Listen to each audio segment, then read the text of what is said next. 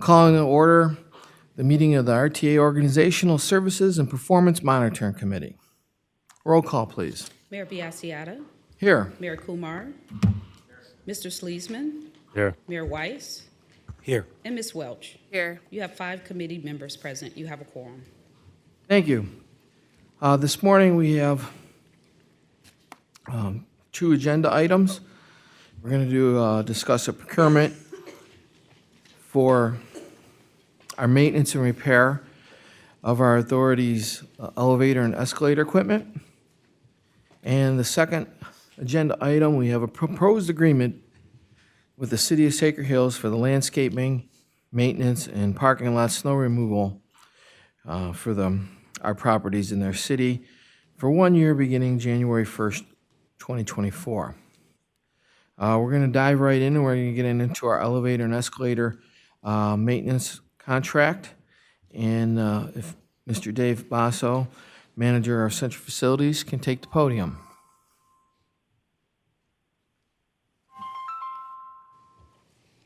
Good morning, Committee Chair Biassiata, committee members, and members of the board. My name is Dave Basso, and I'm the Central Facilities Maintenance Manager. I'll be presenting on the elevator and escalator maintenance and repair contract. A little bit of history. RTA currently has 33 elevators, 12 escalators, and 3 platform lifts. The equipment is located in 24 different locations, mainly rail stations and buildings in some of our districts, and they're maintained for public use through the preventive maintenance program. The scope currently is a monthly preventive maintenance on all of our equipment per manufacturer specifications. We have 2 dedicated route mechanics that work Monday through Friday from 7 a.m. to 3:30 p.m. And included at no extra labor cost are mechanical defects, which would be 24/7, and then vandalism, acts of God, and et cetera. Those are covered Monday through Friday from 7 a.m. to 3:30 p.m. The equipment sees heavy use and is in adverse conditions. Some of it's exposed to the weather and whatnot. Equipment ensures that we meet ADA compliance at all our bus and rail stations, and establishing that PM schedule minimizes downtime. We also have a remote monitoring on all of our equipment at no cost that can be accessed via web or a phone app. I'll pass it over to Sean. Thanks, Dave. Good morning, Mayor Biassiata, committee members, and members of the board. My name is Sean Becker. I'm a program contract manager in procurement, and I was responsible for this RFP. So the RFP was issued on July 9th. It was accessed by a GCRTA website by 7 interested parties. Proposals were due on September 14th, and 4 firms proposed, and there was a 0% DBE goal assigned to this procurement. So proposals were graded by the following panel members: engineering and project support, OEO, ADA, and DEI, Central Facilities Service Management, Rail Facilities, and Procurement. The proposals were graded on the following criteria: the technical expertise, experience, and track record, the scope and methodology proposed, the timeliness and responsiveness, the pricing and cost effectiveness, and the reporting and documentation. And the recommended firm is Schindler Elevator Corporation. They were founded in 1874 with over 149 years of experience. They have over 1,000 branches throughout over 100 countries, and that has over 66,000 employees. They are the #1 supplier of both escalators and low and high-rise elevators. They've had the #1 OSHA industry safety rating for the last 3 years, and they are the first and only elevator company to be ISO certified. So they have a local Cleveland office that employs over approximately 80 mechanics out of the local Union 17. They have experience serving large agencies with similar requirements as our own. They have a National Center for Service Excellence in Holland, Ohio, which is just over 2 hours away from here, which is the national service headquarters, and that comprises the 24/7 customer contact center. They have a national parts warehouse with over 40,000 numbers that can be provided for overnight shipping. So if we need a part immediately, that national warehouse is just 2 hours away. And they have a national field engineering team there as well, and they can provide virtual support to local mechanics, so they can kind of get on their phone and kind of FaceTime troubleshoot with a local mechanic. So they have that expertise available. And they have circuit board printing and repair there, as well as reverse engineering of competitor equipment. Their training center is also located there, where they have kind of dummy elevators that they can actually get hands-on experience, and they have classrooms there as well. So their client base includes Cleveland Guardians, Landmark Office Building or Sherwin-Williams, Summa Health, University Hospital's main campus, Cleveland Hopkins Airport, the Cleveland Clinic, 200 Public Square, and University of Akron, among others. And the recommendation, the staff requests that the Organizational Services and Performance Monitoring Committee recommend Board of Trustees the award of for elevator and escalator maintenance and repair services to Schindler Elevator Corporation in an amount not to exceed $2,980,356 for the 3-year base period, with 2 one-year options not to exceed $1,049,891 and $1,077,427 respectively, for a total contract not to exceed $5,107,674 for the 5-year period. And this total is approximately 13.5% below the project's independent cost estimate, so we did receive very favorable pricing that was negotiated. And at this point, we'll be happy to entertain any questions you may have. Thank you. The first question, it's financial. I see it's 13.5 below the project estimate, but can you give us a sense of what the year-over-year increase is? So 24 versus 23. Yeah, so the current contract, it's heavily preventative maintenance based. So we pay to go out and have monthly service on these equipment. We don't just wait till it breaks down. The current monthly rate is $76,000 a month. The price actually went down to $70,000 a month. We anticipated it going up to over $80,000 a month, so that kind of equates to that 13.5%. Okay, my next question is one of the consistent themes we've heard from our riders is from accessibility standpoint. Obviously, if you're disabled, you rely heavily on our elevators and our escalators, and from time to time, that repair has been called into question. Does this contract make us feel in any way that we're going to improve upon the reliability of our elevators and escalators going forward? Yeah, so elevators and escalators are going to break down. I think the one thing that sets Schindler aside that really stuck out is that they have over 80 mechanics locally with over, I think, 16 routes that kind of overlap our existing route. So we have 2 dedicated mechanics, which we had in the current contract, but that 80 mechanics that they have locally is more than double the next best competitor. So there's that presence and that overlapping network of routes that if these guys are over here, we can send some guys from another route over and can fix a unit quickly. So if I'm understanding you correct, the theory is that with Schindler, we're having a greater presence in Cleveland, that in the instance that we do have an equipment failure, their ability to get that equipment back online faster was one of the overriding reasons with the selection of Schindler? Absolutely. They have much higher capacity, more than double in that parts warehouse in their national facility, which is located just 2 hours away, has over 40,000 part numbers. They also have a local warehouse near the airport, but having that national presence and the ability to get these things up and running as quickly as possible is what set them aside. And then they're the only local elevator company that has 4 on-call mechanics off hours. All the other elevator companies only have 2. Gotcha. Do we have any questions from our committee members? The floor is yours. It sounds as though this is the best option for the theme that Mayor Biassiata brought up, but to just kind of follow on, is there any kind of, within these contracts when we negotiate them, are there any kind of expectations in terms of performance of that? Once they fix an elevator, did it actually stay fixed for a while as opposed to break down again? Yeah, the contract basically has response times as well as up times for it to be included. So there is a performance-based measurements and metrics in the contract that we hold them to. And did the previous contract meet those objectives, or because it seems as though our riders found it not sufficient? They met, sometimes they met, and sometimes they didn't. Okay, that- so some of these capacities that Schindler has, we can expect better, Correct, we can reasonably expect better. correct. Any further questions from any of my committee members? Any questions from the board as a whole? Very good. Not hearing any, I'm going to move that we approve this contract. Do I have a second? Second? Roll call, please. Mayor Biassiata. Yes. Mayor Kumar. Yes. Mr. Sleesman. Yes. Mayor Weiss. Yes. Yes. Okay, I'm sorry. I'm getting you mixed up with the other thing. I'm sorry.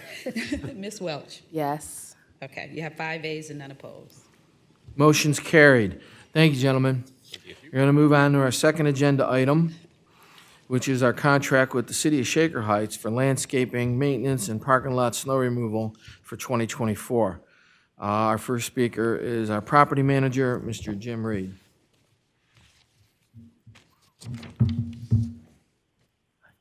Chairman Biassiata, committee members, and members of the board, good morning. My name is Jim Reed. I'm the property manager for RTA here at the main office.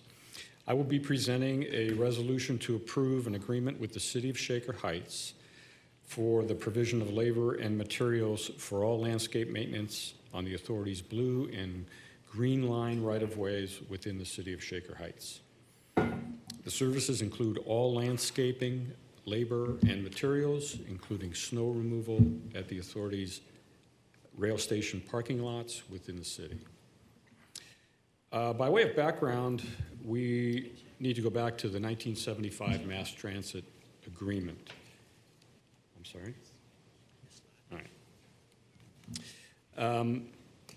In which Shaker reserved unto itself the right to perform all landscaping and snow removal services, and the authority agreed to compensate Shaker for labor and material costs pursuant to a fixed schedule of services.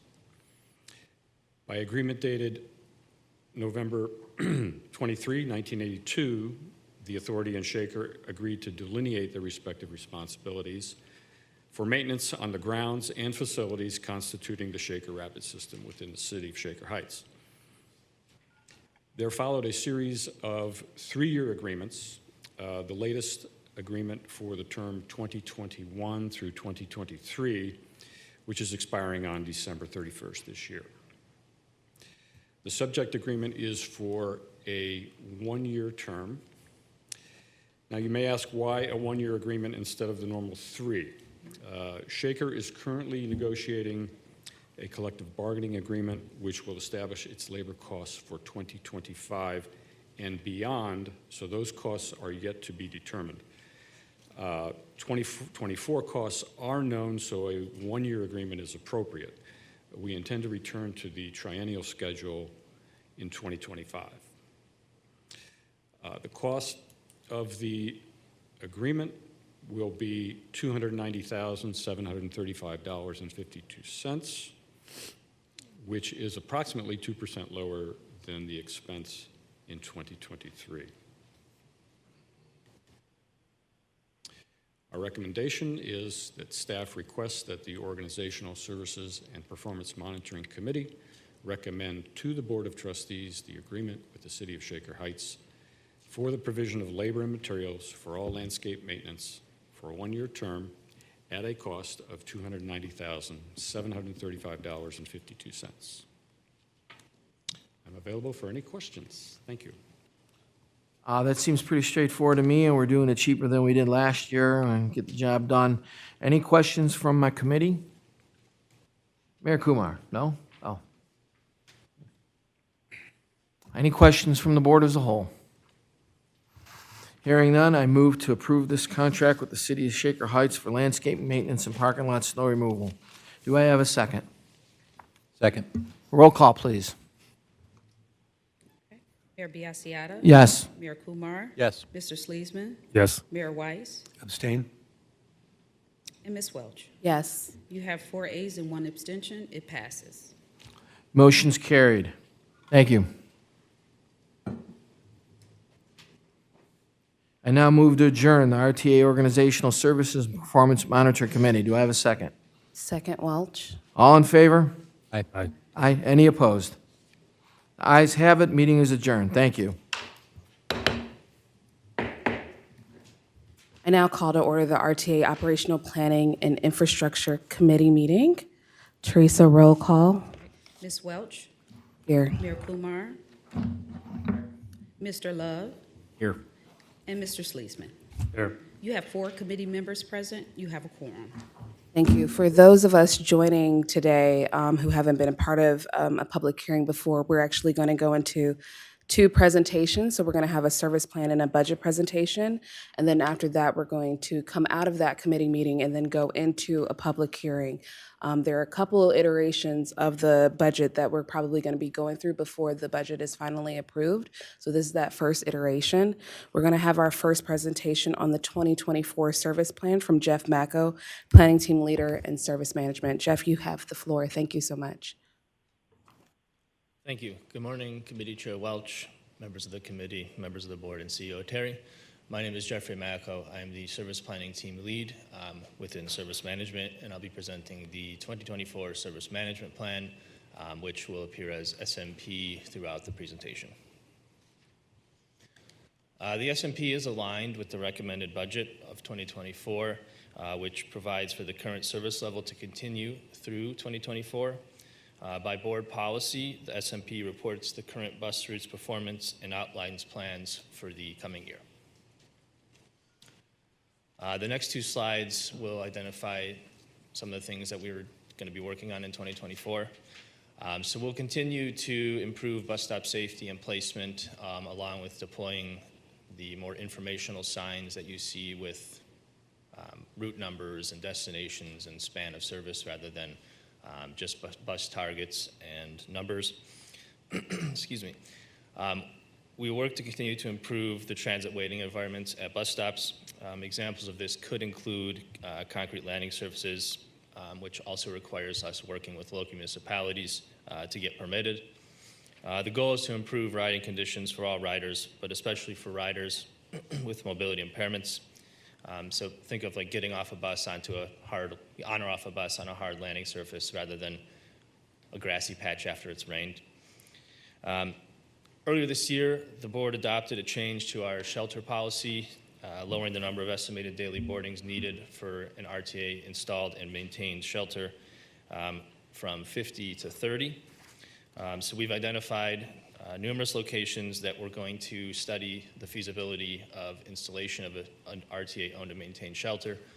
Some of those sites will require site work, so concrete pad installation, and also requires, as I mentioned before, obtaining permits from local municipalities.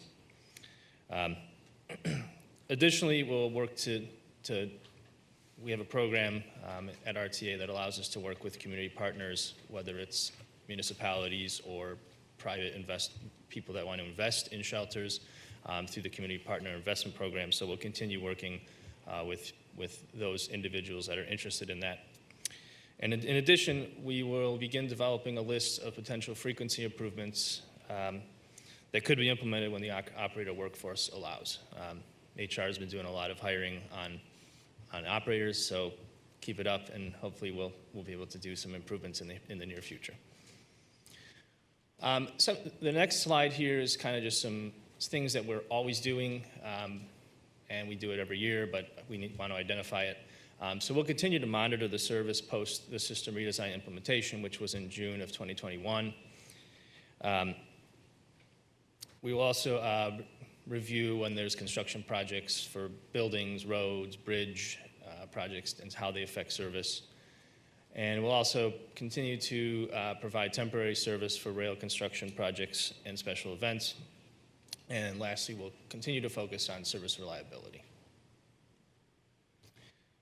So in the SMP document that you have, the appendix outlines the bus routes in the 41 bus routes that we operate.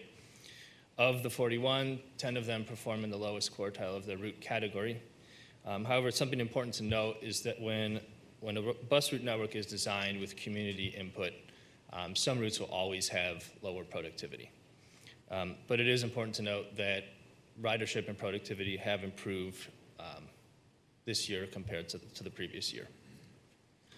So thank you, Committee Chair Welch, and I'm available for questions. Thank you so much. Are there any questions from the committee? Yes. Thank you again for your presentation, Mr. Macco. Just a point of clarification, how do you anticipate, or how does the agency anticipate community input will factor into both the potential for the additional shelter placements and also that the potential for increased frequency in the routes where, again, operator capacity allows? So in regards to the shelter placement, we've changed our approach on how we deploy shelters. So we used to be a reactive to customers requesting them. And last year we identified, hey, we've got some money to improve waiting environments. Why not do a study and see where our shelters warranted that they aren't today? So we spent a lot of this year working on bringing our previous policy up to policy, so the 50 or more boardings, and then we lowered it. So we'll always take requests from customers and study it for shelter deployment, but the way we're approaching this right now is we've identified locations and we'll deploy them based on the policy.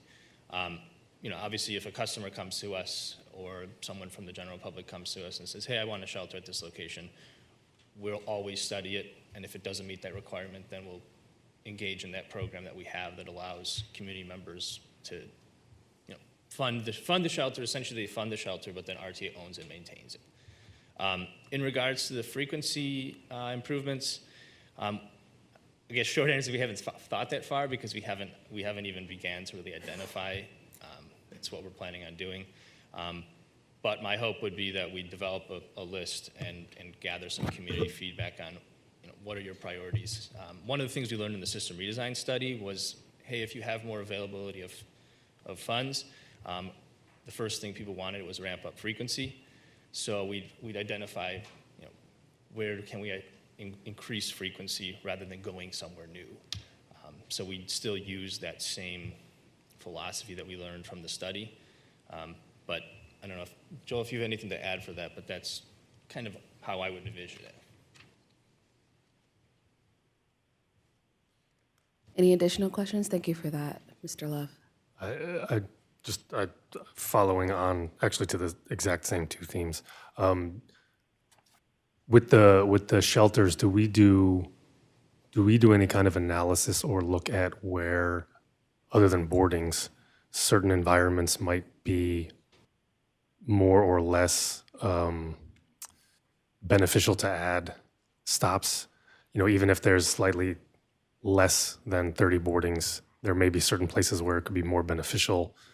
And do we do anything in terms of analysis of that and or reaching out to a partner in the community surrounding that stop? So I think the way I'm understanding it, so if there's a large employer or a Yeah, large public that kind of service, thing, yeah.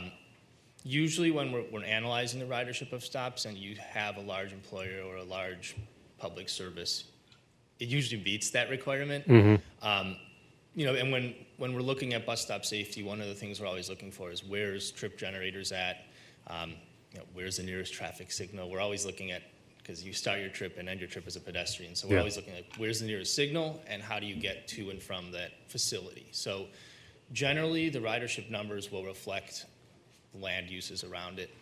And our hope will be to continue to do an analysis on updating the ridership numbers so that we can see are more locations coming up to this 30 or more boarding requirement. And if they do, then we'll start working towards deploying more and more shelters throughout the community. It may or not be, it may or may not involve a shelter, but I was also thinking about those places, as you mentioned, where there's just a patch of grass. And if we look at some of those, it might not involve adding a shelter necessarily, but there are places that don't have a shelter that's at least have a harder surface to deboard on, whereas there's other places that, and may not deserve a shelter, but in terms of ridership numbers, but that also will leave you stepping in the mud. So part of the analysis that we did earlier this year included seeing also where people are getting off the bus, because there's two types of landing pads that we request to be poured. One is, okay, we think there's a decent amount of boardings, but it doesn't meet the requirement, but really nobody's getting off the bus. So and under a current policy, everyone has to get on the front door. There's also another kind of stop that people get on and off. So we'll request a longer landing pad so that people getting off the back door have a hard landing surface to get onto. So, or excuse me, get off onto. So we are considering not just boardings, but nothing states in the policy about concrete landing surfaces. But we are being cognizant of that. And as we request from municipalities or working with municipalities, we're trying to say, hey, front door is great, but there's people going to work here that want to get off the back door. So pour a larger pad. Sounds good, thanks. And then quick question on the service. When we're looking at potential increases in frequency, what kind of metrics do we look at to kind of balance out? If we have staffing where we can add 1 or 2 buses to a route for more frequency, what are we looking at to determine where that goes? Thank you. I'm Joel Freilich, Director of Service Management. So through the last several years of planning, including the strategic plan development and the system redesign, one of the things we decided was, which corridors should get priority to move up to 15-minute all-day service. And we call those our priority corridors because we think they should get the 15-minute service all day first before others. So we have a lot of those. Our second priority, we're looking at it still, and we're going to take all year to look at it because we don't expect much implementation in this coming 2024 year. This is going to be more of a planning year. But the next priority is we need to start to say, okay, so you're not first priority for 15-minute service, but is it time that we moved you up somewhere in terms of frequency? For example, if you have 30-minute service, should at least some of your service be 15? Or if you're hourly all day, if a route is hourly all day, there's a big payoff to people when that moves up to half hourly. And that move from half hourly to half hourly doesn't actually cost very much. A move from a higher frequency to a very high frequency costs more.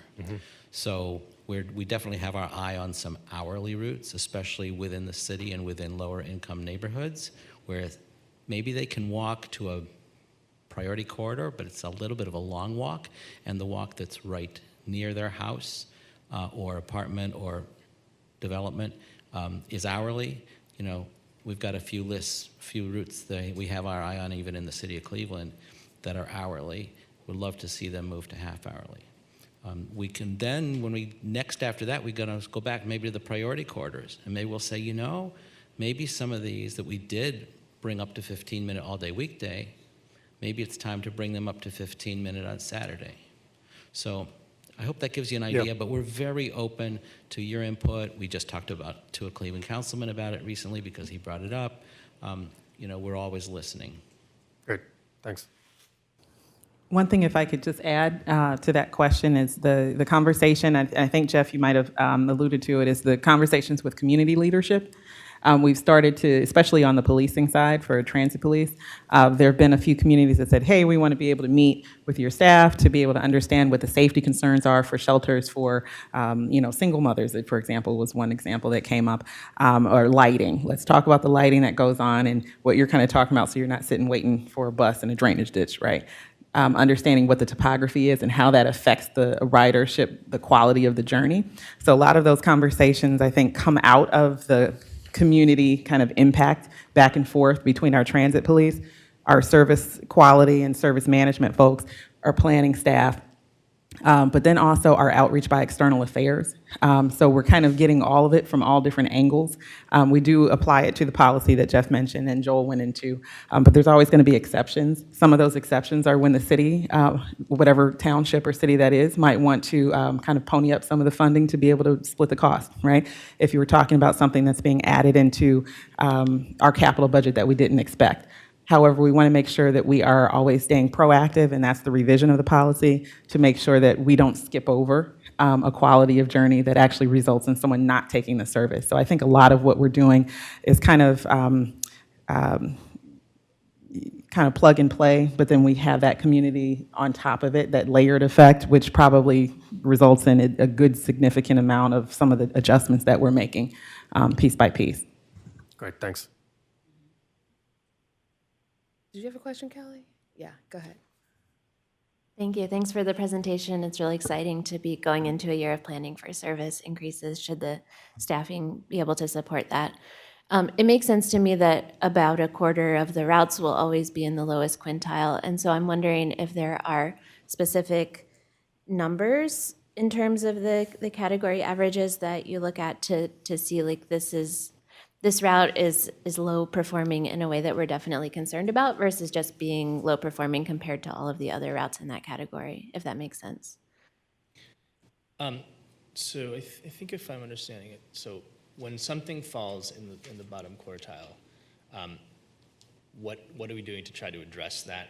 Is that what you're kind of? More like, so quartiles, there will always roughly be 25% across each quartile, right? So there will always be a lowest quartile of your routes in the category. And I see having the category average breakdown is helpful.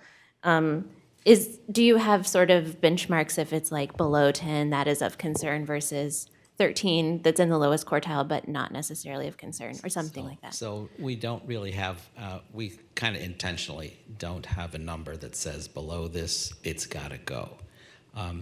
One of the things you look at with your low productivity routes is where is it? Is that the only service in that area? Would eliminating it mean you just forget it, you can't go there on public transit? Or does eliminating it mean that this many people will have to walk between a half mile and a mile instead of under a half mile? So you want to look at where it is and what are the alternatives on the network. Over the last 25 years, we really have not cut routes unless there's been a financial necessity to cut back. So we always have this monitoring going on so that if there were a financial necessity to cut back, we would know which routes we need to examine first. Although even then, when we had a very large, we almost had a system redesign in 2010. It wasn't the fun kind of system redesign like we did in 2020. It was the budget crisis-driven service redesign. But we examined every route we have. And what we eliminated was not always the lowest productivity route. Sometimes we found a route with 10 people on the bus typically, which was kind of low. But if we eliminated it, you could still walk a reasonable distance to a more frequent, busier, stronger route. So we might have canceled that one with the 10 people on the bus, kept the one with only 6 people on the bus. Because that one with only 6 people on the bus, if we had taken it away, every single one of those passengers who rode that route was completely out of luck. So, but, you know, with the kind of financial management that this board and this management team have been doing, I'm thinking we're not going to have a financial crisis-driven service redesign. So really these routes are not in danger just because they're low productivity. Thank you, that's helpful. So it sounds like broadly, this conversation of balancing coverage and frequency that was baked into the 2020 system redesign is kind of carrying forward into our updated service plans. Yeah, it carried backward and forward. It's all what we've always done. Okay, thank you. One more question. Is staffing the primary limiting factor at this point? Yeah. Okay, thank you. Thank you, Ms. Marsman. Any other questions? Okay, this was just a presentation. Thank you so much, Mr. Macco. So we will not be moving anything forward. But next up, we have a budget presentation for the proposed FY 2024 operating budget with presenter Kay Satula, Director, Office of Management and Budget. Ms. Kay, you have the floor. Good morning, Chair Welsh, members of the committee, and members of the board. My name is Kay Satula. I am the Director of the Office of Management and Budget. Today I will be presenting the 2024 proposed budget as well as an amendment to the 2023 Law Enforcement Fund. Our agenda today, I will first go over the Law Enforcement Fund Amendment and then review the 2024 budget. Since 1988, Transit Police has been involved with a multi-jurisdictional police force. RTA's involvement is with assisting other federal, state, and law enforcement agencies in gathering intelligence and other needs to reduce crime activity. This also improves interdepartmental relations with these other agencies. Through our involvement, the authority receives revenue from seized or confiscated monies and/or property from convicted criminals prosecuted by the task force. The authority must abide by certain guidelines instituted by the State Attorney General's office. Revenue obtained can be expended for any non-budgeted police items. In 2023, the authority has appropriated $20,000 for the Law Enforcement Fund. We are requesting that an additional appropriation of $60,000 is approved to purchase 2 vehicles for use of officers and crisis intervention specialists as part of the Transit Police 21st Century Policing Initiative. These co-responder teams respond to individuals in mental health or substance crises with a focus on de-escalating events, alleviating the need for force, and connecting nonviolent individuals with social service agencies.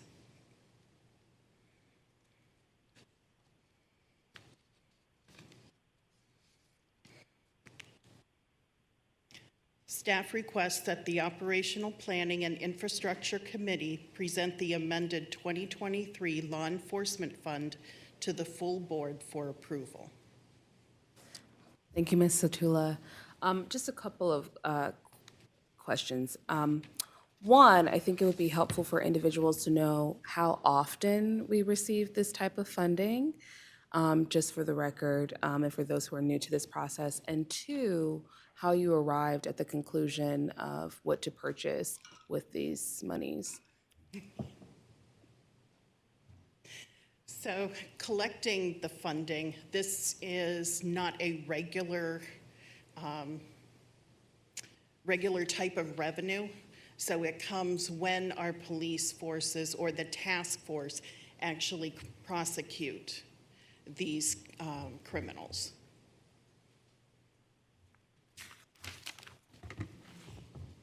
Good morning. Mike Gettings, Transit Police. The first question I heard was how often we receive the funding.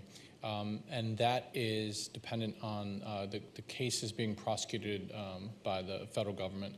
So there will be times when funding will be in the system or in process for years, for 3, 4, 5 years until a case is actually finalized. Once that case is finalized, then depending on the number of officers that are working on the case, we have 1 officer assigned to the task force. Let's say there's 10 officers assigned, Cleveland has 5, Westlake has 1, and other organizations have 1. They then divide the funds based on the percentage of officers involved. And then I think the second question was how we decide, or how you all decide what to use those funds for. How did you arrive to these vehicles for intervention specialist? Yeah. So generally what we do is that we see if there's a need or lack of funding in an area. So when we added the crisis intervention specialist, what happened was we had a need for vehicles, but we didn't address that need immediately. So we rolled out the plan, we rolled out the program, and what we saw was that the program was a great program, but it was taking away from transit police vehicles that we needed in other locations. So we went and met with Dr. Kaver. We had a conversation about it. We made some slight adjustments in the interim, and now we have like older cars that they're using, but they're just not reliable. And this is such a good program. I think it's nice to have a little more newer, reliable vehicles for them. I would agree. Any questions from the committee? Yes, Ms. Mertzman? Thank you. Thanks for the presentation. I'm wondering if you could just review briefly for us how the additional 2 vehicles will help increase the availability of crisis intervention. I think we talked about staffing at a past meeting recently, but if you could just share a little bit about how that will increase our ability to provide those services. Sure. Currently, we do have 2 vehicles assigned to them. We do have 4 total crisis intervention specialists, and these 2 additional vehicles are going to enable us to put them out at all at the same time. While they do work different shifts, there are times when we do want to bring them in. Let's say we have a concern on second shift and we need 3 or 4 groups to work on that shift. Having these additional vehicles will allow us to deploy them when necessary at the time needed, rather than being constrained by vehicles. Thank you. Is there any additional questions? Do I have a motion to move this to the full board? So moved. Second. All in favor? Aye. Any opposed? We will now move this to the full board. Thank you so much, Ms. Satula. Okay, now for the 2024 proposed budget. In May, we presented the 2024 Capital Improvement Plan, which was adopted by the board. We submit this earlier in the year in order to provide our capital needs to NOACA, ODOT, and FTA in time for their fiscal 2024 years. In July, we presented the 2024 tax budget to the Operational Planning and Infrastructure Committee, which was adopted by the board on July 25th. This provides a revenue estimate for the next fiscal year. In August, we began the general fund budget development. Today, we will present the proposed 2024 general fund budget, which includes the operating budget and transfers to other funds. A public hearing will also be held regarding the proposed budget. A second public hearing will be held on December 5th. At that time, we will recommend that the committee present the proposed budget to the full board for adoption on December 19th.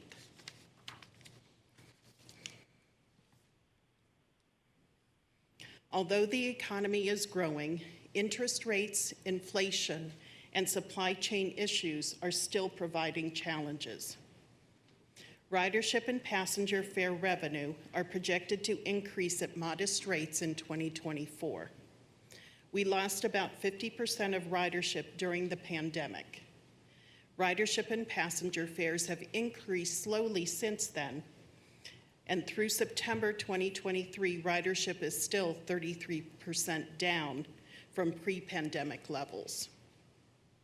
We are projecting ridership and passenger fares to increase about 2% in 2024. Transit agencies around the country are experiencing the same phenomenon. The Federal Reserve Bank and Moody's Analytics expect interest rates to remain between 4.2% and 5% in 2024. The Federal Open Market Committee, or FOMC, states that current increases in interest rates is helping to stabilize prices as market conditions slowly improve.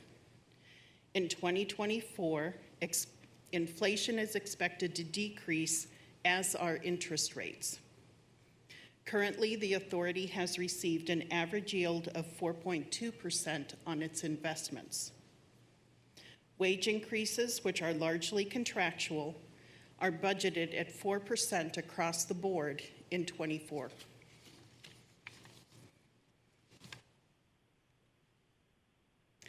The revenue for the 2024 budget totals $335.4 million, of which the largest 3 categories are sales and use tax receipts at 80%, passenger fares at 8.1%, and reimbursed expenditures at 1.5%. We are budgeting a transfer of $30 million from the Revenue Stabilization Fund back to the general fund to offset lower passenger fare revenue. These transfers represent 8.9% of total budgeted revenues.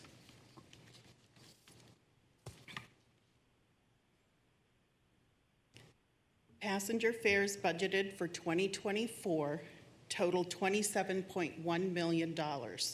This is 2% above the current 2023 estimate. For 25 and 26, we are also projecting a 2% increase each year. Advertising, concessions, and investment income total $3.5 million in 2024. For 25 and 26, we are projecting $3.2 million and $3.1 million respectively, based on a decrease in interest rates year over year. Total operating revenues for 24 are budgeted at $30.6 million. For 25 and 26, $30.9 million and $31.3 million respectively.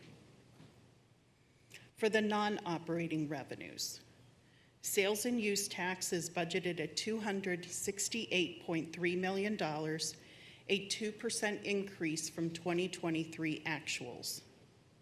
For 25 and 26, a 2% increase is budgeted each year. Reimbursed expenditures includes $1 million for preventive maintenance reimbursements and $4 million for other reimbursements, including fuel tax, force account labor, and other miscellaneous reimbursements. We are keeping the PM reimbursement low at $1 million so we can support the unfunded and underfunded capital projects. Other revenue, which includes various miscellaneous receipts from contractors, hospitalization, claims, rent, and salvage sales. This is budgeted at $1.5 million from 2024 through 2026. We are budgeting a $30 million transfer from the reserve fund, the Revenue Stabilization Fund, to maintain the 1-month ending balance in 2024. Transfers of $35 million in 25 and $34.3 million in 2026 are planned to maintain the 1-month ending balance. We will continue to monitor revenues and expenses throughout the year to determine what level of transfer will be needed. Total revenues budgeted for 2024 are $335.4 million.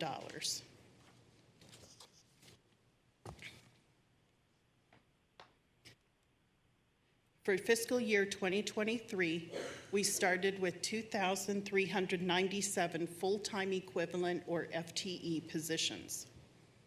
In 2024, we are budgeting 2,423 FTEs, an increase of 26 positions based on new initiatives and business needs. These positions include 6 additional transit ambassador positions, bringing the total to 16. 14 bus mechanic apprenticeship positions, 2 human resource business partners, 2 financial analysts, a training coordinator, and a paratransit operator.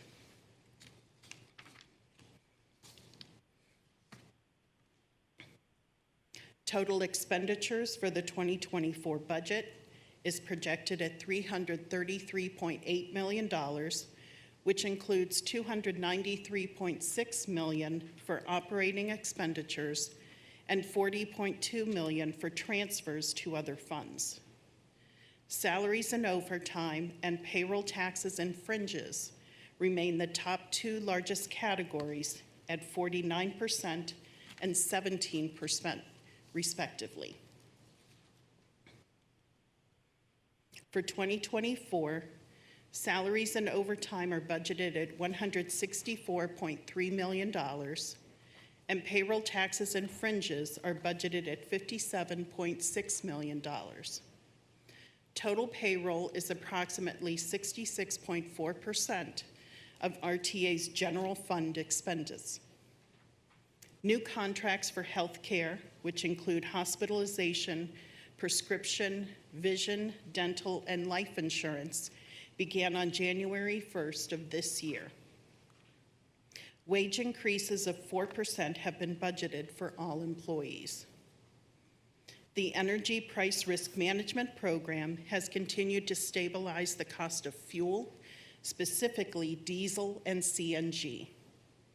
The authority's diesel fuel usage has decreased and compressed natural gas usage has increased as we add more CNG buses into our fleet and retire older diesel vehicles. Fuel and utilities is budgeted at $13.6 million. Inventory is budgeted at $13 million, or 4% of general fund expenditures. The supply chain management section has helped the authority to maintain predictive maintenance repairs on the authority's newer fleets and carry out major purchases for supplies and equipment. The main drivers of the services and materials category are services and maintenance contracts, equipment, and other miscellaneous supplies. This category is projected at $25.9 million, or 8% of all expenditures. Most of this category consists of contractual agreements, technology, hardware, and software upgrades. Purchase transportation ADA is projected at $11.5 million. New contracts were negotiated earlier this year. Transfers to other funds are budgeted at $40.2 million. These transfers are for specific set-asides for bond retirement, insurance, supplemental pension, capital improvement, and reserve funds. These transfers are to support the expected expenses and maintain the recommended fund balances.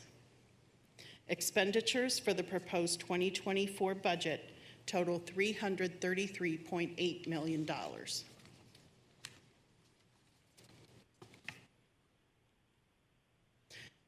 For fiscal year 2024, total revenues of $335.4 million against operating expenses of $293.6 million has a net value of $41.8 million.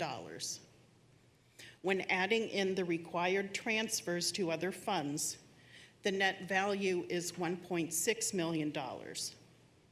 With a projected beginning balance of $22 million, the ending balance is projected at $23.6 million, maintaining the board's policy of a 1-month ending balance. If sales tax receipts are stronger than budget, we will review how much of the Revenue Stabilization Fund is needed to maintain the 1-month ending balance.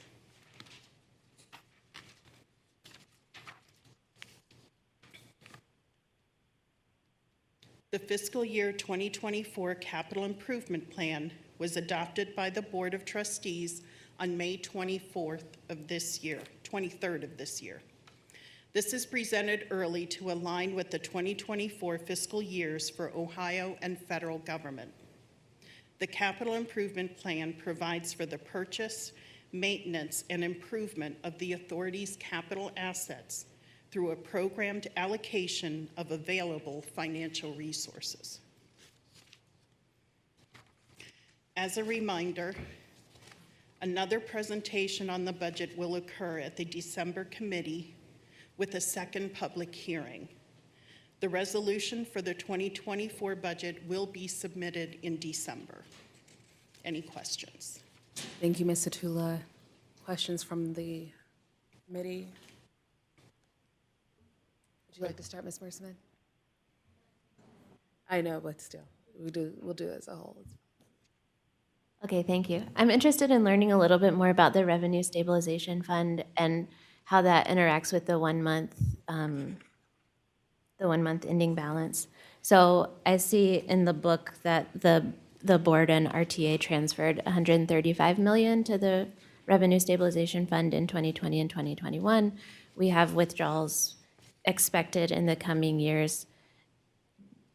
Does that get reimbursed as the 1 month rolls over, or Can you share a little bit more about that fund, what we're looking for in years beyond? You know, these numbers add up to, I think, almost 100 million, and so I'll leave it there as a very open-ended question to learn more. So what we're trying to do is when we received the stimulus funding, we put sales tax aside. Stimulus funding had to be used for operating expenses, which left us sales tax, which is usually or normally used for operating expenses. Because of the stimulus funding, we put aside funding in a revenue stabilization fund because we knew passenger fares were lower than expected because of the pandemic. So we go through the budget, and when it is needed, we will plan. For instance, this year we planned on a $6.5 million transfer from the Revenue Stabilization Fund. We are not expecting to have to use that at the end of this year to maintain the 1 month ending balance. So if revenues come higher or expenses go lower than planned, then that determines what we will need for the 1 month ending balance. Thank you. Could you explain a little bit more about how the 1 month ending balance factors into the monthly budgeting cycle? Okay. So the projected ending balance is a year-end look. What we need to do is to ensure that we have enough funding at the end of the year or at any 1 month to ensure that our operators and staff are paid. So for instance, back in 2018, when the federal government did not, yes, thank you. When the federal government shut down, we had funding available so that we can still continue business. And this is our safeguard to ensure that we continue doing business on a day-to-day and month-to-month basis. It is, thank you. It's also a board policy. Thank you. So the 1 month ending balance is as a reserve in case the next month's revenues or payments coming into RTA don't come as planned. In case something happens. So my question is, if the revenue stabilization transfers are to maintain that 1 month ending balance, assuming cash continues to flow as we expect it to, we never spend that 1 month ending balance, right? And so are the planned for transfers subtracting each year from that overall revenue stabilization total, or are they being transferred, held in reserve, and then we still have them in reserve if everything goes according to plan? Does that make sense? So if things go better than normal or better than expected, okay, based on what we have budgeted, we may not need the $30.6 million or $30 million for this year. So by November, December next year, we will know how much of that revenue stabilization fund we may need to transfer in order to maintain the ending balance. But we will go month to month, assess how we're doing as an agency before we do that transfer. Okay, and final question on the Revenue Stabilization Fund. If we do end up needing to pull down approximately $30 million a year there's enough for maybe 4.5 years of that, right, in the fund.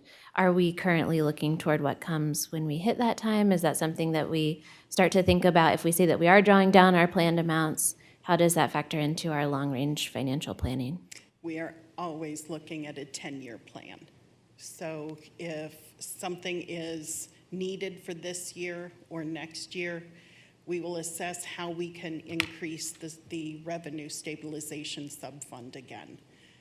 It may not be $135 million. We may be able to transfer $5 million, but we're always looking at what our bottom line is to keep us sustainable. Thank you. Great responses, Kay. Just wanted to say thank you to the team and Kelly, of course, those are great questions. I think on average, the conversations that I have with our financial team always span at least 3 to 4 years out. And to Kay's point, at least 10 years to make sure that we can remain sustainable and actually hit our targets. So it's very unusual that we're talking in present day. And if we're talking within the next 2 to 3 years, we look at that as a red flag. Thank you. I had a quick question. We just walked through some of the service plan and discussed, a bit about maybe some frequencies and some, route changes. But here, there's a little bit of money budgeted out for paratransit, but not any money budgeted out for fixed route or anything else. Can you walk us through why there's no money budgeted out for other items, but just paratransit at the moment? Okay. So our buses are fixed route, buses and trains. Those are based on operator hours and what the hours needed to maintain the current service level. So those hours are in the total payroll for salaries and overtime and the fringe benefits for these operators, dispatchers, service quality, et cetera. So that is budgeted out. But just in and, okay. Correct. Thank you so much. I appreciate that. I had a Mr. Sleesman. Yeah, thanks. I think I see what's happening here, and I just want to make sure that I'm right. So from 2020 to 2021, there was a pretty sharp decrease in preventative maintenance, and that is to redirect some of that funding towards capital projects. So, and then I'm seeing the increase again in preventative maintenance kicking in another couple of years, back up to, I don't know if it's at previous levels, but back up to well beyond the 1 million. So that would suggest to me, and I want to make sure that I'm getting this right, that we're having less preventative maintenance right now because a lot of those capital investments are perhaps changing out some of those facilities, and therefore we need less preventative maintenance because they're new, and then it goes back up again to make sure that we're actually taking care of them. Is that what, do I have that right? PM reimbursement is something that we could do as an agency to get more revenue for the general fund. So it's using capital dollars instead of putting those capital dollars toward capital projects. We're putting them toward the maintenance of vehicles. And then that revenue comes back to the general fund. Gotcha. So what we are doing is bypassing that. We have $1 million planned for 2024. That way, the rest of that funding can be used for capital projects. Okay. Which we have plenty of right now. I just want to make sure that we're actually taking care of our facilities well. So, sounds good. Also, I want to mention, I appreciate the extension of the transit ambassador positions. That is obviously just something that I hold close to my heart because I believe in that program. And also, just for some clarity, the bus mechanic apprenticeship positions, is that in partnership with our education institutions, or how are we, I think this is the first time I'm hearing about the apprenticeship. And if I have heard of it, I apologize before, but I would love to learn more about that and help the board and the public understand those positions and why they're valuable. Yeah, Doc, perfect. Reading my mind. Doc, if you'd like to give a little bit more information, and then if there's additional questions from an HR perspective, we've got George Fields here who can also talk to it. Yes. Good morning, Chair Welsh, members of the board. I'm Flonse Caver, the Chief Operating Officer here at the RTA. So we do have an apprenticeship program where we're taking non-mechanics and taking them through an apprenticeship program so that they can learn the skills to become mechanics here at the organization. We send them through both training here as well as some collaborative training with Tri-C. And we've developed this in conjunction with our union, the Amalgam ATU Local 268. It is a best practice nationally to create these sort of programs to deal with what we found in our industry, which is a deficit in individuals who have mechanical and these technical skills. It's a way for us to be able to develop that resource here at the authority to address our needs. I see George is here The program is run out of the training department. He has a team that's dedicated, and that team works with the maintenance leaders and fleet management group. George, you want to add? Yeah, thank you, Dr. Caver. Not much more to say other than what Dr. Caver said, but our goal with mechanics, and as you see with other key frontline personnel, is to grow within and grow for the future and be prepared for when we have retirements in coming years, be prepared for being able to make skilled trades a more aware possibility for Northeast Ohio. Thank you both. Yes, Reverend Lucas. I wanted to comment. We had quite a exhaustive session with Tri-C, and we also had the visit from the federal people on this issue.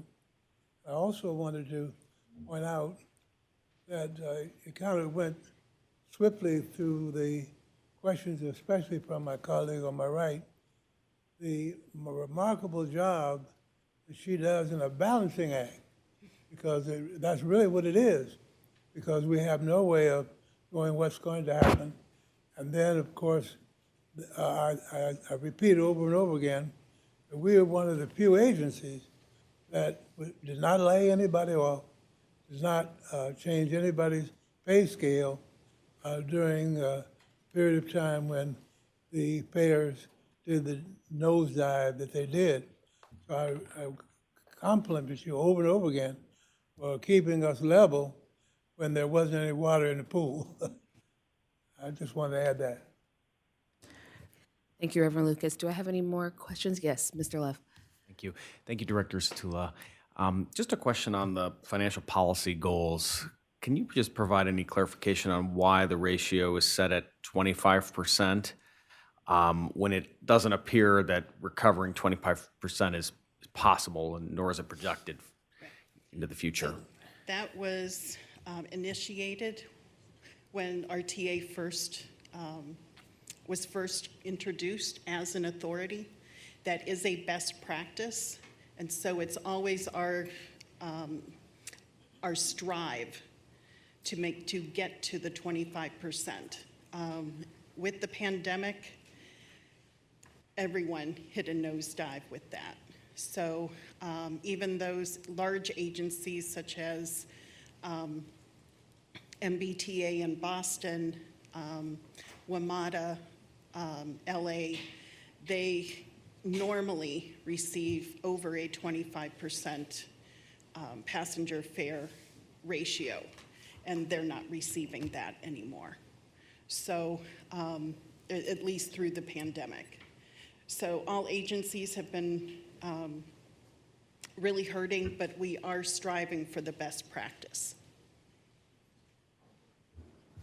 Thank you. And is that ultimately a board policy decision? It is a board policy, right? I'm going to go to, oh, go ahead. This is Flance. If I could just add to Kay's answer, just for the board, we, in the pre-COVID era, this number was approaching the 25%, right? So we never would hit it, and it was the stretch goal that the board has provided to the agency. But our fare box recovery used to be about 18%. And this ratio, that is the board policy, and for those who are looking, we're on page 12, this ratio that we have is what is called the own source revenue. So the other ways that we can do it is through advertising, concessions, sales, and things of that nature to create the own source revenue to cover 25% of the operating expenses. I'm going to go to Mayor Wise, then I'll head this way. Just one real quick question on the ambassador program. I know we had limited coverage with our existing ambassadors. With the addition of the 6, does that expand the scope, or is it just get us up to, a more full capacity on the lines that are part of the program? That's a great question. Good morning, Chair Luce, Chair Welch, and members of the board, Mayor Weiss. So this will get us to 16. 16 will allow us to deploy the ambassadors on the health line and on the red line. And we were going to be attempting to get within that number also to get them on the light rail lines. And so you should be able to see them throughout the major parts of the system, which are the health line and the rail lines. Okay, great, thank you.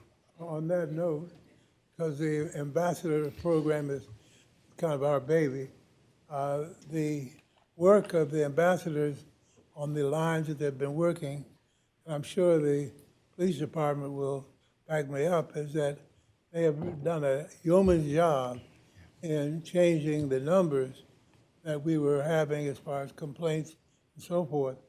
And the original number was 16. So we were coming up, Mayor Weiss, where we were trying to get to. We had some people that drop out, had some people that didn't work out. That's why we didn't have the 16 all along the line. But now we have 16.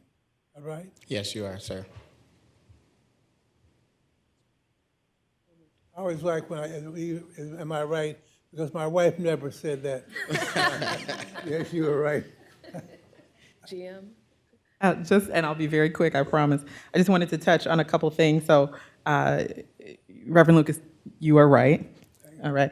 And we are having robust conversation. We're all kind of smiling when those questions are being asked because we had a lot of, I think, fun, spirited conversations in the appeal process. And a lot of these positions that Kay is mentioning came to that final appeal process where these managers and leaders of these departments and divisions are kind of duking it out, asking for FTEs to be able to fill these spots, right? And a lot of the questions, we're getting to more of a strategic stance where we say, you know, where are we within the next 3 to 4 years? Where are we, what number are we going to be looking at, for example, with ambassadors? Are we going to be quitting at 16? Likely not.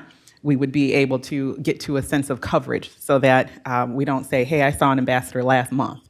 You know, I saw one on my journey in. This is a typical kind of coverage. And so we'd like to get to that kind of blanket coverage where you see at least one on your trip wherever you're going. So when we find out what that magic number is, we'll probably arrive at that. But that's an ongoing discussion nationwide. So you can probably expect to see a few more added every time. But to Reverend Lucas's point, we want to make sure that we can handle attrition as well and getting the right fit. The same is to be said for the police officers. That's another conversation where, and Mike and George and Doc, correct me if I'm wrong, we're still full steam ahead to be able to say we're at 100% by the end of the year. And that would be at 100 officers, correct? You're correct. Oh, too. look at that. See, I like saying you're correct, too. I'm following your lead. So we're also thinking about what do we do with those resumes that come in that we don't want to waste, we don't want to let go. So we are having that full conversation as well. Just wanted to touch really quickly, the rail and the bus apprenticeship programs. It's a good opportunity for us to mention that we're doing a lot of work, as Doc mentioned, with our unions, the local unions, the Amalgamated Transit Union. We actually are going to have a visit from the International Union this Friday, I believe it is, to be able to look at our positive impact program with the operators. And that's something that's being featured at Hayden under Nick Bigger. The entire operations division. Correct. It's been led by Nick Bigger, but it's the entire operation. And so if I can just take an opportunity to explain what the Positive Impact Program is. As we found in modern business, there's frequently, and particularly in our business, there's frequently an adjustment period that individuals need to make to becoming a bus driver. So bus drivers have very odd schedules.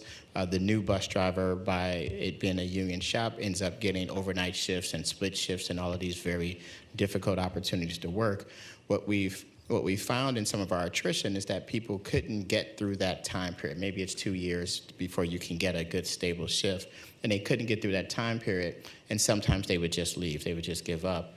And so we worked to create a mentoring program because those tenured operators who had the authority made it through that time period, had the same family issues, the same time commitment issues.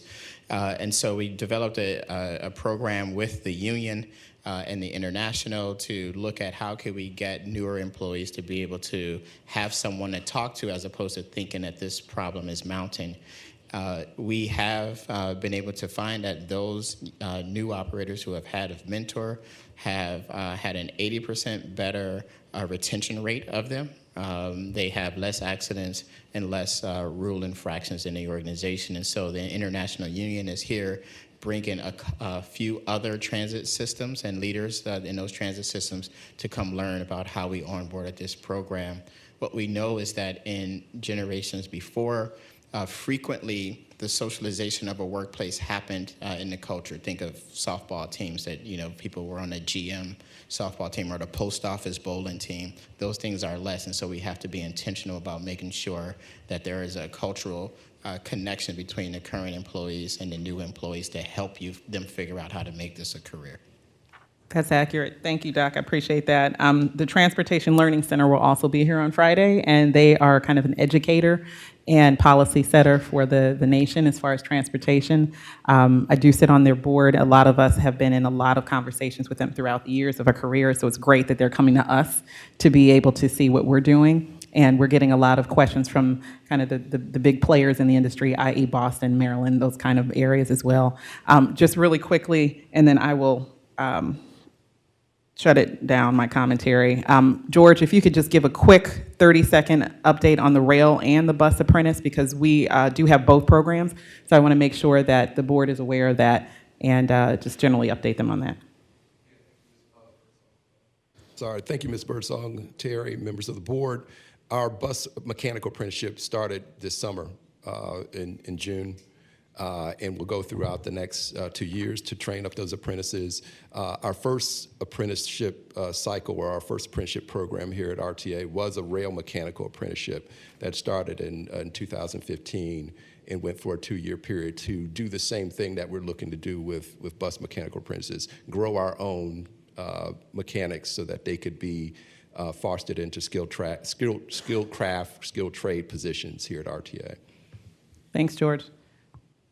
It's a lot going into the budget. Just want to make sure you guys were aware of that as well. Trustee Mersman. Thank you. I'll be very brief. I just wanted to thank Mr. Love for bringing up the question about operating ratio. I think over the last several years, we have also seen systems move to fare-free or lower fare programs, and I think it would be good for the board to maybe reflect on this and discuss a little bit further in the future. As it is a public agency, our riders are supporting as well through sales tax and other funding mechanisms that come to RTA. I do wonder if perhaps a better measure of efficiency is ridership per operating cost, or something that isn't pinning the cost of operations or a goal of cost of operations so much on riders. So just something to flag for future discussion as we think about evolving funding mechanisms for the agency. Thank you. And another question, just because I know individuals have asked about it. So, microtransit, where does that come out of the budget? Microtransit is under the capital budget. Okay. And we will have an update for the board coming up within the next quarter. Quarter one is we are going to be able to update you on microtransit. If you recall, we have 2 pilots that are going on right now, Aerozone, which we will actually be looking at November 30th. Natoya, make sure I'm honest on that. And we've switched locations, but that will be a kind of educational launch of that program. We anticipate the Aerozone pilot or program to be pretty robust in comparison to Solon, just due to size and scale. But those will be ongoing, and I believe we were at an 18-month cycle for those 2. So we'll have an update mid-program for both of those for the board, and that way you'll be updated. Thank you. Any additional questions? Do you have oh, yes, Mr. Trustee Love. Thank you. Just one additional question. Is it possible to perhaps share with the board, maybe as a follow-up, just more information about the energy price management program? And is that the same as the fuel hedging? It is. And if possible, and additionally, is that, again, the responsibility of the energy manager? And in addition to that, is the energy manager thinking about sort of alternatives in the budget forecasting, looking out a few years, or is it thinking, more in the current context of the CNG? So what she has done, our energy manager, Natalie Ulrich, she maintains the fuel hedging, and yes, it is the same. So she ensures that we have favorable prices on our diesel and CNG. We can only buy so much diesel and CNG each month, so she maintains those prices each month. The other thing she has done is we have set contracts with electricity, natural gas, and other utilities to maintain a favorable price this year and in the future. Thank you. Do you mind if this presentation is emailed to everyone? Because that would be great. Okay, thank you so much for that, Director. Do I have a motion to suspend the committee meeting? So moved. Oh, I'm not on this committee. So moved. We appreciate your enthusiasm, Mayor Weiss. So moved. Okay. We will suspend the committee meeting and move into the public hearing. We will now have Director Satula. If I may, Oh, go if I ahead. may, we actually have a guest Oh. here that has graced us with her presence. Oh. If we could suspend and then go back into the public hearing, that would be much appreciated. Okay, yes, we will suspend and go into the public. Mayor Kumar. It was moved by Love to suspend. Was it seconded Second. by anyone? Okay. Okay. All right. At this point in time, if Go it's ahead. appropriate, or do we need to open it up? No, we need to Okay. do the statement first, don't we? No? Do we need to read the statement for the public hearing? No, we're going to actually hold on that for a second. Oh, okay, okay. Okay, so at this point in time, I'll go ahead and take the reins for a moment. We'd like to be able to say thank you to everyone that is included in our conversation about financial management. So it's very befitting that we have recently been awarded as a 2022 recipient of the Auditor of State. We do have Ms. Catherine Simo. Oh, got it right, first try. Here to award the Financial Division with the Award for Distinction for Excellence in Financial Reporting. So we'd like to be able to give a round of applause to that team. We've got Raj Gotham, John Tahar, and a bunch of other folks, Kay Satula, that have done an amazing job to be able to steer us in the right direction. And it's unbelievably coincidental that we have Ms. Simo here to be able to represent the Office of Auditor of the State, Keith Faber. Yes, thank you so much for having me here today. So I am here, I'm happy to be here again to award the Ohio Auditor of State Award with distinction to the Greater Cleveland RTA and John Tahar for financial reporting related to the comprehensive annual financial report and compliance with applicable laws for the financial year 2022. We know it takes a lot of hard work and getting everything straight and all of that to be able to receive this award, and we appreciate all of your hard work and your team's hard work, so thank you.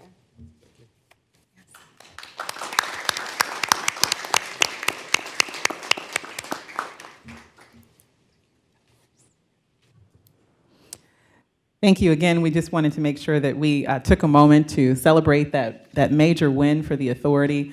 Great teamwork. Could not have half the ideas that I do and that we do as a team without the financial management to make sure that we're fully supported and that we stay out of the red and into the black. So with that, thank you for the brief commercial break. Thank you again, Ms. Simo. We appreciate you. And then we'll be back to the committee. I don't know if we have to open it back up officially. We can stay suspended because we're going into the public hearing. Okay, thank you. Good morning. This is the first of two official public hearings on the proposed 2024 budget for the Greater Cleveland Regional Transit Authority.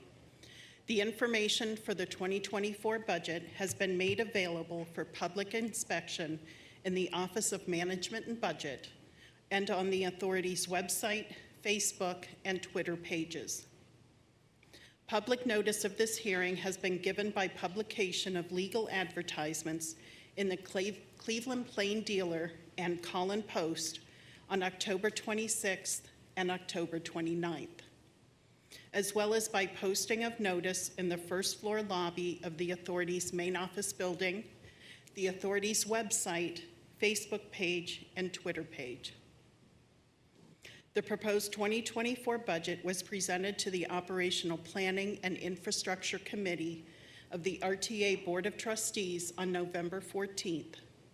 A second presentation will be made to the Operational Planning and Infrastructure Committee on December 5th.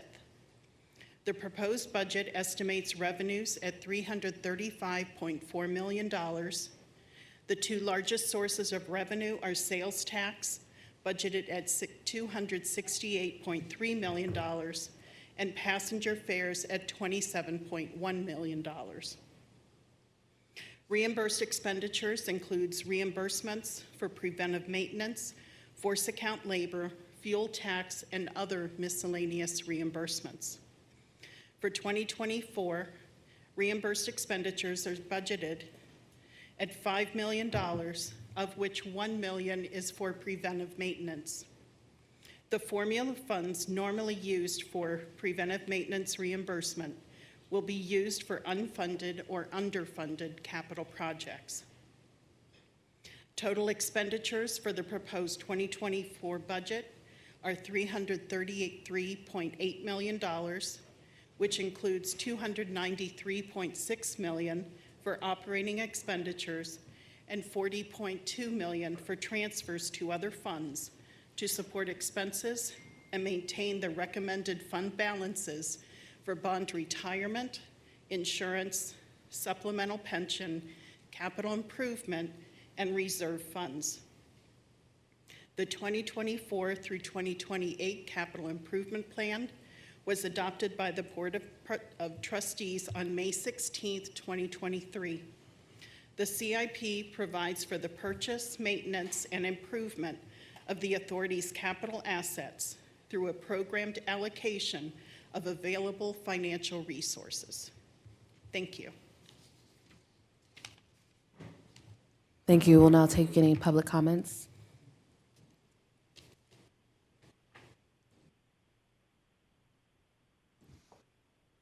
Do we have any? Do we have any callers? There are no callers. No one in person? Okay, and there are no web form comments. Okay. Well, guess we will adjourn this public hearing. Do I have a motion to reconvene the committee meeting? So moved. Second.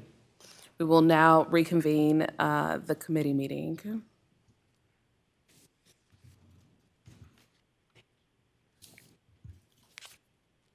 To the chair, I believe you can adjourn unless you Oh, yeah. would like to take further Okay, we questions. will adjourn this and move into the committee of the whole. All in favor? Aye. Any opposed? Okay.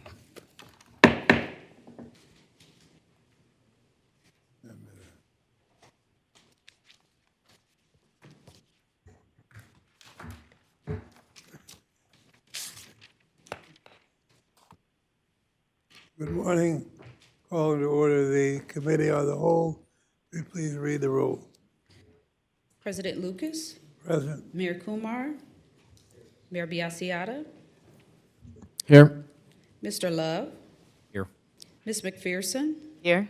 Ms. Mersman, Here. Mr. Sleesman, Here. Mayor Weiss, Here. and Ms. Welch. Here. You have 8 committee members present. You have a quorum. All right, thank you. We're going to have an introduction. Correct, that's 9.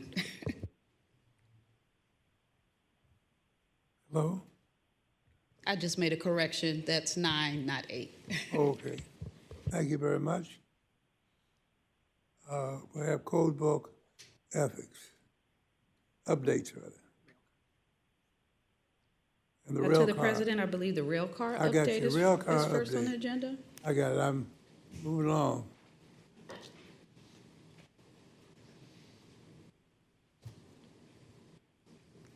How are you doing? Good morning. Good morning, Chair Lucas and members of the board. My name is Mabry Harris, and I am the procurement team manager for Fleet and the contract administrator on this project.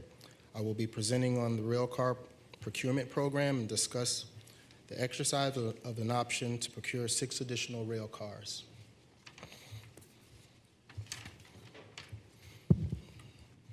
The Board of Trustees approved a resolution number 2023-26 on April 18, 2023, authorizing contract number 2021-125 with Siemens Mobility Incorporated for the manufacture and delivery of up to 24 high-floor light rail vehicles, spare parts, tooling, and training in an amount not to exceed $163,920,115, with options to procure up to 36 additional vehicles, spare parts, tooling, and training to be delivered over the 7-year contract term.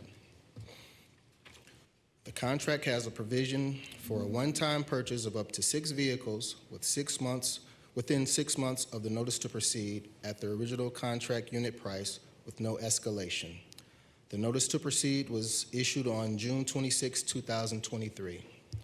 On October 31, 2023, the Board of Trustees approved Resolution Number 2023-84, which amended the 2023 capital improvement budget to fund this contract option. Siemens Mobility will have the capacity available to meet the authority's production need. I will now turn over the presentation to Brian Moore, the Rail Project Lead Manager. Good morning, Chair Lucas, members of the board. My name is Brian Moore, and I'm the lead project manager for the rail car replacement project. I will be presenting on key features of the vehicle, as well as elements of the program and the project's funding strategy.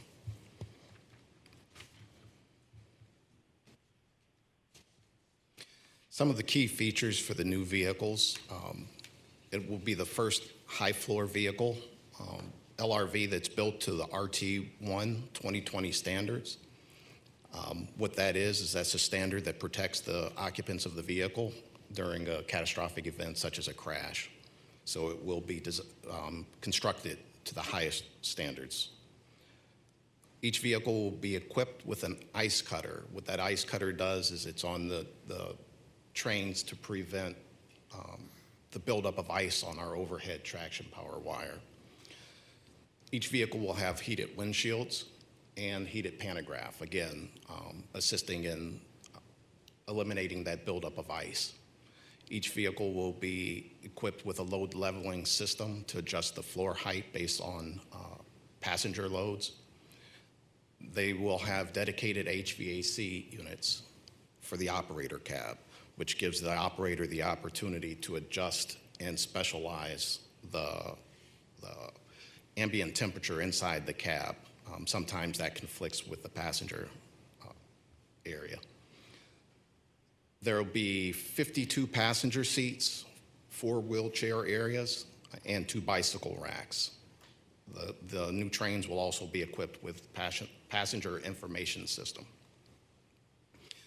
This is a rendering that's been updated from the one that was shown initially. As you can see, the blue arch that's there in the center is the color that the senior management has evaluated and contemplating having placed inside the new vehicles.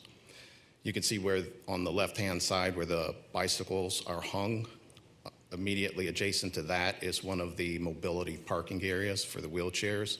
And then there's a sign that's there hanging from the ceiling, which is the passenger information display.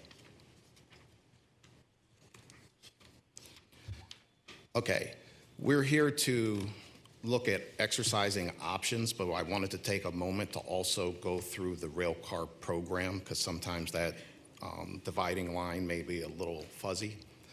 The program itself has a couple elements. We're going to be replacing the existing heavy rail fleet as well as the existing light rail fleet. We'll also be buying spare parts for the rail cars. There's an element of design and construction support services. For example, we have Hatch, who is our consultant on the vehicle side. And then we will be employing various design consultants and contractors to perform infrastructure modifications. And then the final element are the infrastructure modifications themselves.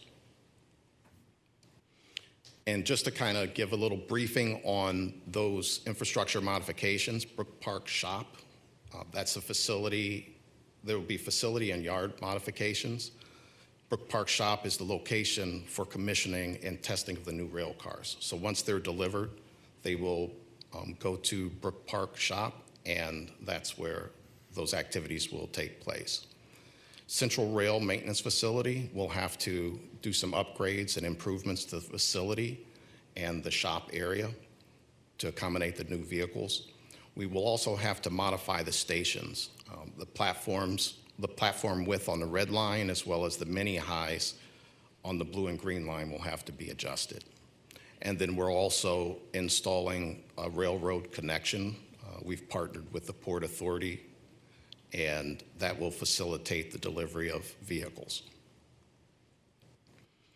Looking at the program, a program overview of the funding strategy, a firm plan has been put in place to secure the local match, assisted in the outreach to potential partners at the federal, state, and local levels. We've identified funding through these efforts to secure federal formula funds, federal competitive and community project grants, Ohio OTP2 grants, Ohio General Revenue Fund, and then NOACA Surface Transportation Block Grants. Additional efforts continue to bridge the remaining gaps in our funding sources. Looking at the program overview, RTA participation is about 20.1%. Federal participation is about 58.5%.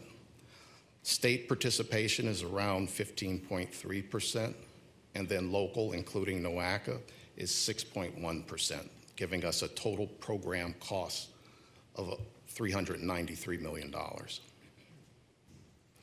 Looking at the funding stack, GCRTA established the Rolling Stock Reserve Fund, and then we also have FTA grants, which there's a grant portion of it as well as a local match. So then those are identified. We have ODOT block grants and CMAQ funds. We have ODOT additional general revenue funds, and then NOACA, again, as being our funding partners. Looking at the project costs, and that's the purchase of the rail cars themselves.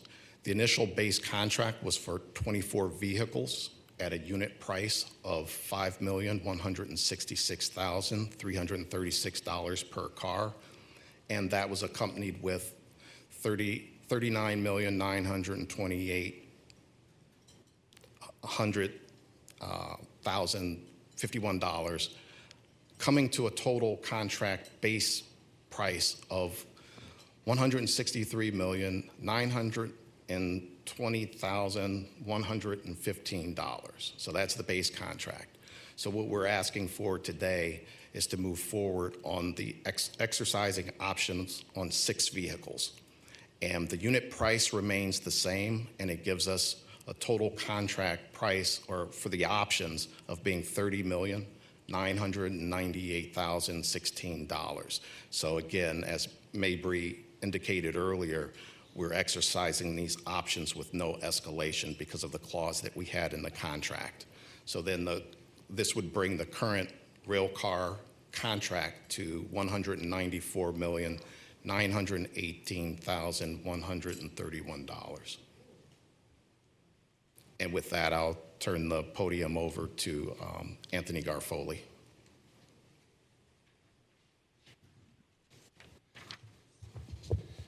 Thank you, Brian, and good morning, Reverend Lucas and members of the committee. My name is Anthony Garofoli. I am the Executive Director of Internal Audit.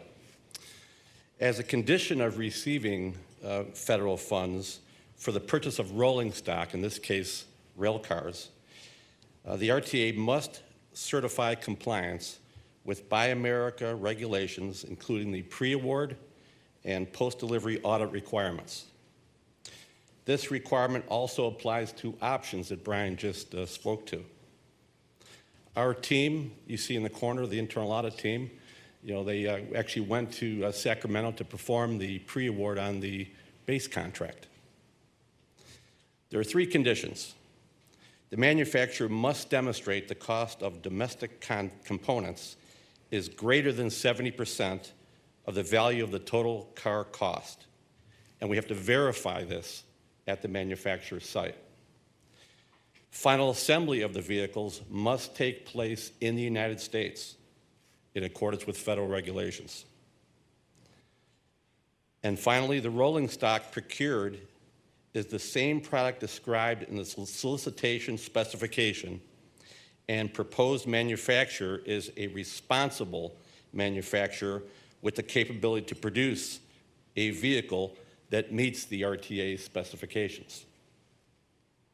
As I said, we completed the pre-award for the base order of the 24 cars in May of 2023, the group in the corner. And then an additional pre-award for the 6 option cars that Brian and Mabry just spoke to will be completed after board award and prior to notice to proceed. With that, I'll turn it back over to Mabry Harris, the contract administrator.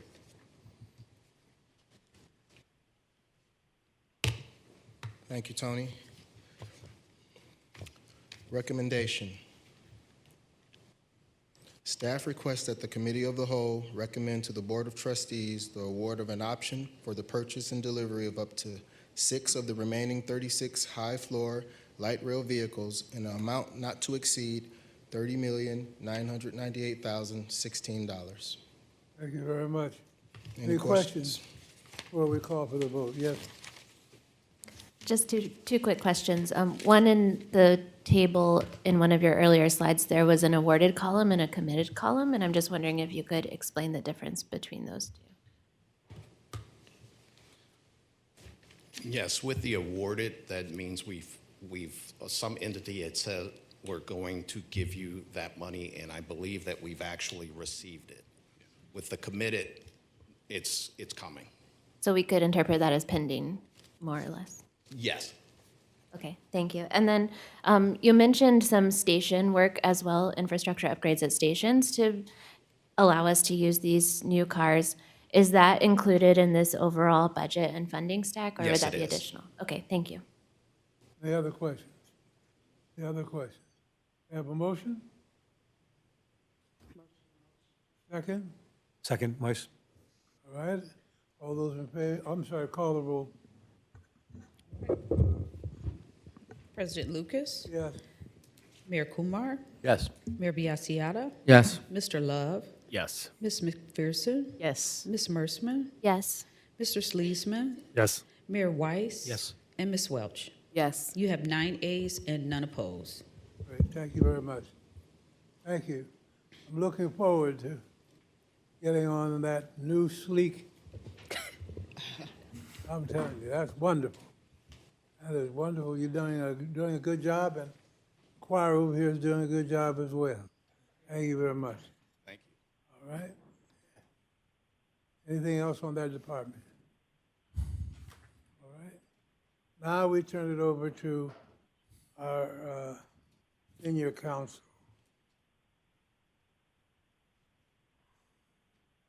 Go ahead, you were going to introduce her. Thank you. Good morning, Reverend Lucas. Good morning, members of the board, and Ms. Birdsong Terry. I'm Anna Lavix. I'm Senior Counsel for Contracts, Real Estate, and Administrative Law. Today, we're going to have one presentation done by Ms. Dawn Tarka. She's an Associate Counsel with RTA.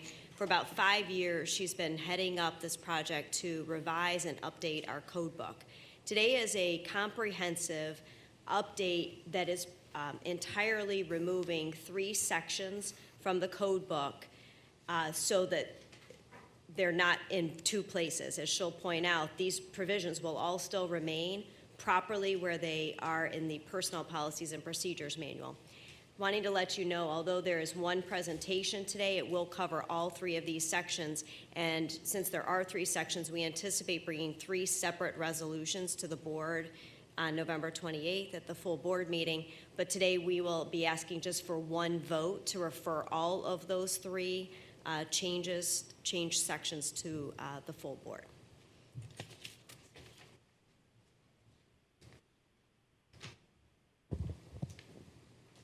Good morning, Reverend Lucas, members of the committee. Good morning. As Ms. Lavix mentioned, I'm Dawn Tarka.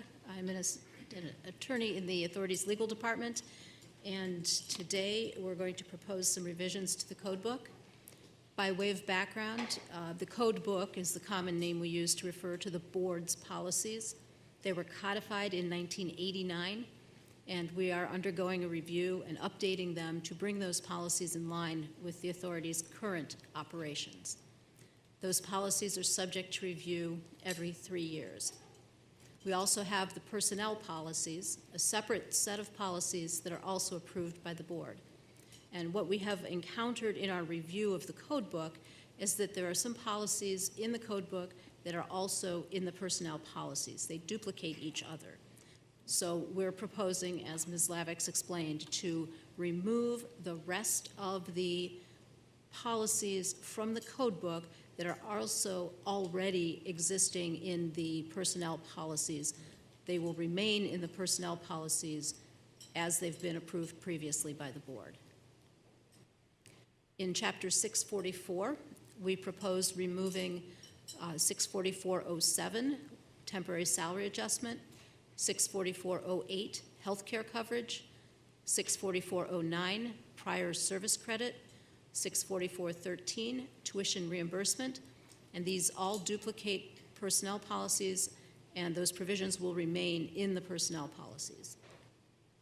In Chapter 646, we propose removing sections 646.01, holidays, 646.03, bereavement leave, 646.04, sick leave, 646.05, extended disability coverage, 646.06, jury duty, 646.07, military reserve leave, 646.08, unpaid leaves of absence, 646.09, family and medical leave.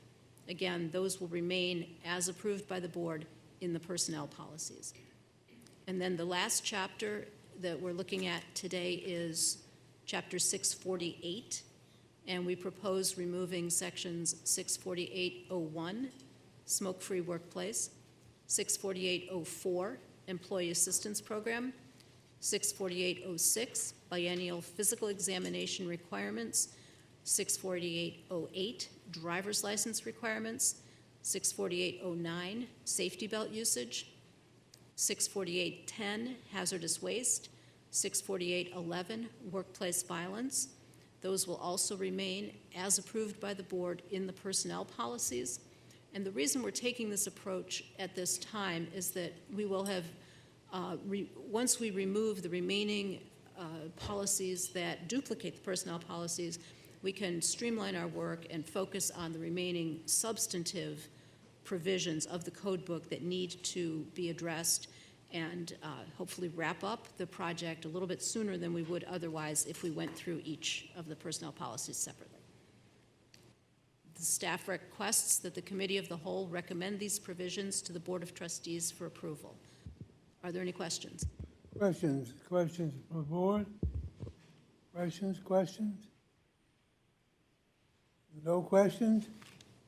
We have a motion. Motion Welch. Second? Second, Mersman. Thank you very much. We will call the roll. All right, President Lucas, Yes? Mayor Kumar, Mayor Biassiata, Yes. Mr. Love, Yes. Ms. McPherson, Yes. Ms. Mersman, Yes. Mr. Sleesman, Yes. Mayor Welch, Mayor Wise. Mayor Weiss, Yes. and Ms. Welch. Present. Okay. Yes. Yes, okay, yes, yes. Yes, okay. yes. My Mersmans and Sleesmans, no, you have eight A's, not opposed. Well, thank you very much. And we certainly want to thank you. I remember when you started this, you didn't have any gray hair at all. He's giving you It will gray be all hair. white by the time I finish. But you do an excellent job. Thank you. All right. An executive session is requested. Consider the appointment of a public employee or official. Have a motion? Second? Second, Love. Thank you. All those in favor, aye? Aye. I believe we no? do I'm have to sorry, call the roll All again. right, yeah, I'm sorry. Okay. I was just trying to get to this before Thanksgiving. I know. Okay, President Lucas, Yes, Mayor Kumar, Mayor Biassiata. Yes. Mr. Love. Yes. Miss McPherson. Yes. Miss Mersman. Yes. Mr. Sleesman. Yes. Mayor Weiss. Yes. And Miss Welch. Yes. You have 9 ayes and none opposed. Director? Yes, sir. We'd like to retain the following individuals